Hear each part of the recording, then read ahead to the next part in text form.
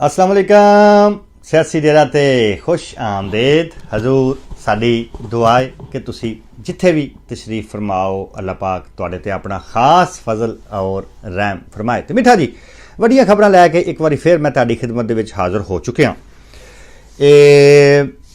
पहले असीं तुहानूं दस्सिया इस तो कि परवेज़ खटक साहब जिहड़े ने उन्होंने खान साहब की बवासीर जिहड़ी है उन्होंने हिलाया और हिला के तो सारा पर्दा जिहड़ा वो फाश कर दिता है। 9 मई के हमलियां के मुतलक इमरान खान उन्होंने मुजरम नामजद कर दिता है और रियासत अगे अपील की है परवेज़ खटक ने कि इनू गिरफ्तार किया जाए और कैफरे किरदार पहुँचाया जाए और 100 साल तो घट थले सज़ा नहीं होनी चाहिए। ये परवेज़ खटक कह रहा इमरान खान के बारे रियासती अदारियां नूं मीडिया के उत्ते आके, मतलब किन्नी गल वध गई है मुख्तारा जी, गल तो निकल गई ना मेरे मिठिया। जो परवेज़ खटक ये गल करता है तो यदा मतलब की है कि सुल्तानी गवाह एक होर जिहड़ा मैदान दे विच आया वो व्हाट्सएप ग्रुप ते सारा हिसाब किताब कित्थे कित्थे पैगामात कदों कदों दे 5 तरीक 6 तरीक 4 तरीक 2 तरीक प्लानिंग कित्थे कित्थे बंदे पहुँचाने ने, पैसा गड्डियाँ तेल पेट्रोल हर शै कित्थे कित्थे पहुँचाना। परवेज़ खटक तो चशमदीद है ना इस चीज़ का, क्योंकि उन्हें पख्तूनखा दा सदर सी तरीके इंसाफ का, तो उत्थे जिहड़ियां कार्रवाइयां उस करनियां सी फौजी अमलाक साड़नियां सी उहदा इंचार्ज परवेज़ खटक सी ना, तो उहदे कोल तो सारा कुछ है। तो उन्हें आके सारा कुछ अज उगल दिता है, तुहानूं असीं दस चुके हैं। खबरां जिहड़ियां मैं तुहाडे सामने लैके आया, न्याजी और रमल रंगे हाथों फड़े गए। जिवें जिवें जुलाई चढ़ गया वड्डियां खबरां भी आ रही ने और वड्डियां कार्रवाइयां भी शुरू होण लगियां अल्लाह दे फजलो करम दे नाल। अज हुण जदों तुहाडे कोल वीडियो आएगी अज दे दिन नैब दे विच पेशी है पीरनी दी और न्याजी दी। हो सकता है साड़ी वीडियो तुहाडे तक पहुँचने तो पहले ही गिरफ्तारी हो चुकी हो, और हो सकता है वीडियो सुनने तो बाद किधरे गिरफ्तारी हो जाए, क्योंकि हुण चौथा घेर लगना है, जुलाई शुरू हो गया, यही महीना जिहदे च बड़े फैसले होने ने।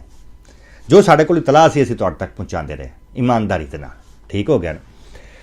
तो ये न्याजी और रमल जमान पार्क दे विच रंगे हाथों फड़े गए।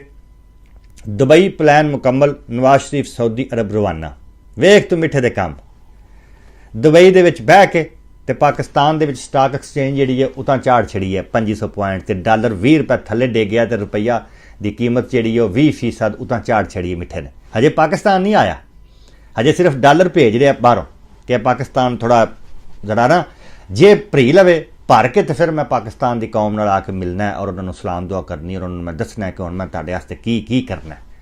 मैं अगे मोटरवेवां बनाईयां, कालजां दे जाल बिछाए, ट्रेनां बनाईयां, मैट्रो बसां बनाईयां, बिजली घर बनाए, मैडिकल कॉलेज बनाए, उस तो बाद बड़े बड़े हस्पताल बनाए, एयरपोर्ट बनाए, और तुहाडी जिंदगी जिहड़ी है वो मैं सौखी कीती। ते हुण ओह किहड़े प्लान लैके आ रहा, ये हजे मियाँ अजे उत्थे आ, तो यह गल इन्नी उतां निकल जा चुकी है। तो इंशाअल्लाह ताला जो मियाँ आएगा तो की होना है, ये तुहानूं पता है कि वो किस्मत का धनी आदमी है, ठीक है ना, और वो जिस चीज़ में हथ लाता है वो सोना हो जाती है। ये मियाँ नवाज शरीफ के उत्ते को अल्लाह पाक का खास करम है कि मियाँ नवाज शरीफ जिहड़ी शै नूं हथ लाता है वो सोना हो जाती है अपनी कौम के वास्ते।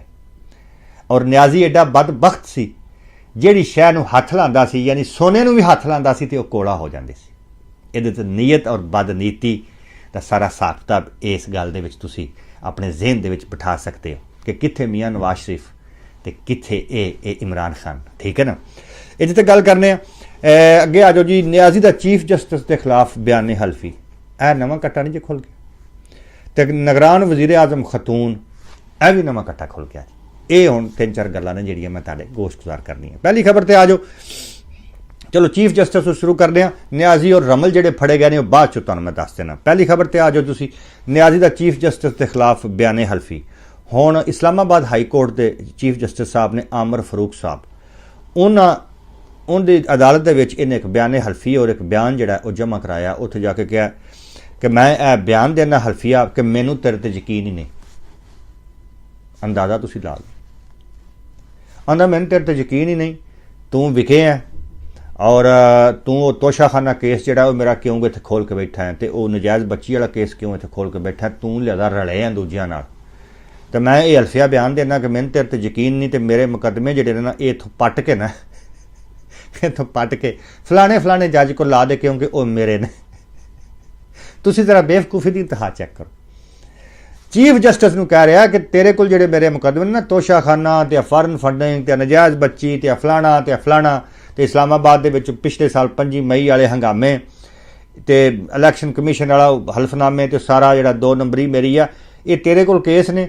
ਤੂੰ ਲਿਆਦਾ ਬੰਦਾ ਨਹੀਂ ਠੀਕ, ਤੂੰ ਰਲਿਆ ਕਿਸੇ ਨਾਲ ਤੇ ਤੂੰ ਇਹ ਸਾਰੇ ਕੇਸ ਛੱਡ ਦੇ ਤੇ ਤੇਰੀ ਅਦਾਲਤ ਦੇ ਵਿੱਚ ਜਿਹੜੇ ਇਹ ਫਲਾਣੇ 2 ਨੇ ਨਾ, ਉਹ ਇੱਕ ਮਾਈ ਤੇ ਇੱਕ ਦੂਜਾ ਗੁਲ ਔਰੰਗਜ਼ੇਬ ਗੁਲ, ਉਹਦੇ ਹਵਾਲੇ ਕਰ ਦੇ, ਕਿਉਂਕਿ ਉਹ ਯੂਥੀਏ ਨੇ, ਉਹਨਾਂ ਨੂੰ ਮੈਂ ਭਰਤੀ ਕਰਾਇਆ, ਲਿਆਦਾ ਇਹ ਮੇਰੇ ਕੇਸ ਉਹਨਾਂ ਨੂੰ ਦੇ ਦੇ।